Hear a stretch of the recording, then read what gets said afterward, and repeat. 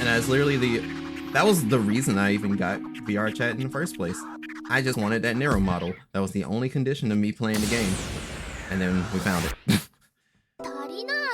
I don't think I've done this one yet. How are you first introduced to the FGC?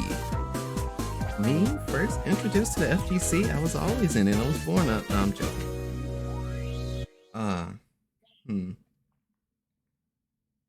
Well, I guess this will basically tell you my age again.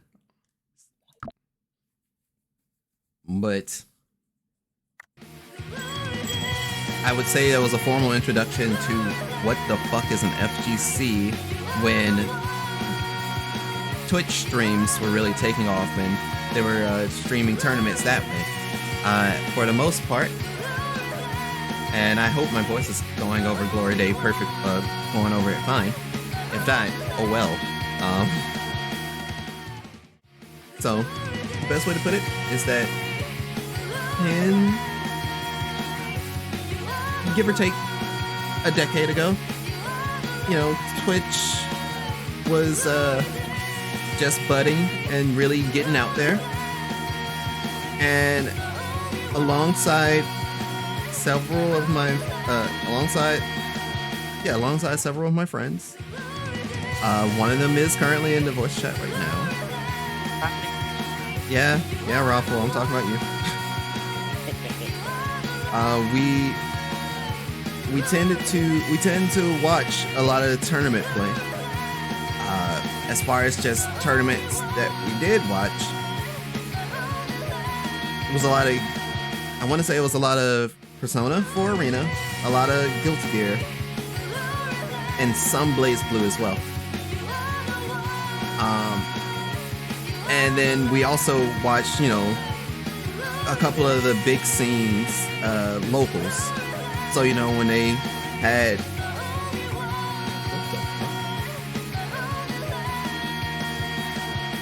Mail, noise... There's someone in the house. Okay. I'm sorry about the sidetrack. But... in theory, that shouldn't disturb me. Okay. But we saw some of the local stuff, or, you know, the big locals, like Wednesday Night Fights, NLBC. I'm trying to think of any other things, because it's been that long. Some of those locals don't exist anymore. It's rough out there. It's cold outside. But as far as just, like, my own personal, formal introduction to the FGC, the FGC that I'm part of, and this is public knowledge. You can see it. You can see it on my Twitter bio. I am a part of the Alabama FGC. I personally say I'm a very small part of it, but I'm a part of it nonetheless. That FGC was known for, well, is known for their Guilty Gear players. Oh wait, we talking about stuff? Hey George, yeah, there was a story time for when I was first introduced to the FGC, and I'm kind of trying my best to take it from the top, but I know my memory is it's gonna be a little off about this. But the FGC I came from, they are known for really good Guilty Gear players and really dedicated TOs. And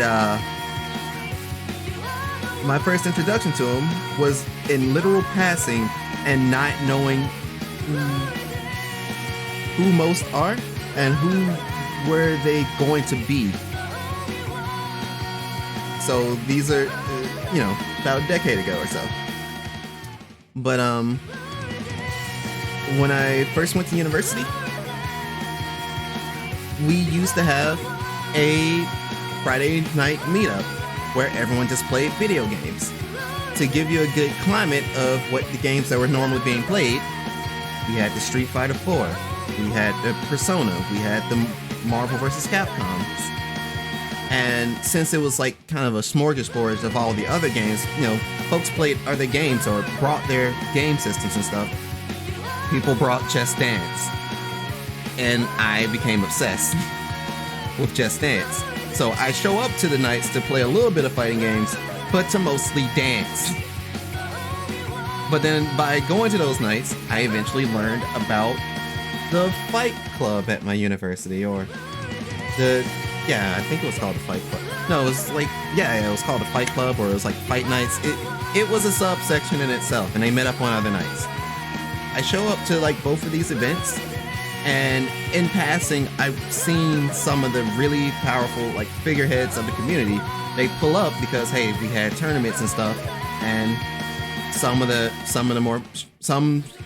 good players were there, and some was just there to just get the money and dip, and that's all good. And as far as my own exposure to everything, it was just, damn, I love fighting games. Damn, y'all beating my ass. This is okay. This is fine.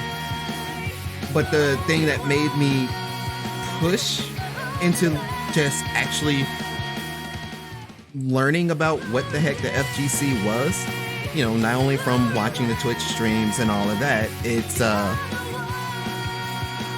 it was mostly, how do I word this? Not only because of the Twitch streams, but if anyone like follows my Twitter stuff, I mentioned that I have 2 FGC dads. One that I talk about a lot, who's like a slowly growing and prominent, commentator. That's the term I'm looking for. Commentator in Tekken, and I think a little bit in Gear. That's one of my FGC dads. But the other one's the reason that I even know about the FGC and fighting games in general. He, for a moment, took the helms at this college's fighting game group. And he introduced the main game and said, alright you guys, we're playing Blaze Blue Chrono Phantasma.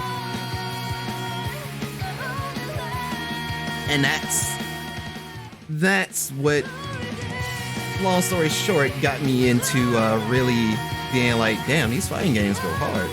Well, these fighting games go hard, but I need to go harder because I'm sick of losing. Because when I first was playing Blaze Blue, I was way worse than what I was starting off with. I didn't know how to do anything with Hosma, and then even when Chrono Phantasma dropped, my Hosma ability took a severe nerf because the way I played him was just, I'm gonna be across this map and I'm gonna spam so many chains and you can't do anything about it. You just have to hold that. And then they put a counter on it. And I was like, oh, I guess I gotta actually learn the man now. Huh. And even then, for most of my matchups, I was still very poor at it because it was like, the moment I mess up, I lose a chunk of my health because I have no combos. He would make a good Spencer player. No, I wouldn't. I tried. I tried playing Spencer in Marvel. My Marvel team, because remember, if we take a few steps back, Marvel was one of the main games on my campus. My Marvel team I played, Vanilla Marvel, it was Dante, Deadpool, and Felicia on Anchor. Level 3 Felicia, and just button mashing on that was actual fear, and people died because she was just there. And when Ultimate came around, Felicia got switched out for Beautiful Joe on Point. And the main reason I picked Beautiful Joe is because he's a smaller character. People drop their combos for some reason. It's like, shit, what? What? The small motherfucker, I can't keep a hold of him. It's like, perfect. Now I can at least kind of live a little bit longer and spaghetti my way to maybe a victory. Maybe. But that still meant I had to learn how to play Dante and Deadpool. The only character I really had an ace on that team was technically just Deadpool. Dante was nice, but I couldn't do any of the stylish shit. And Deadpool, it was here or there. And then, when he goes level 3, you can kind of quick work someone to death if you land it right.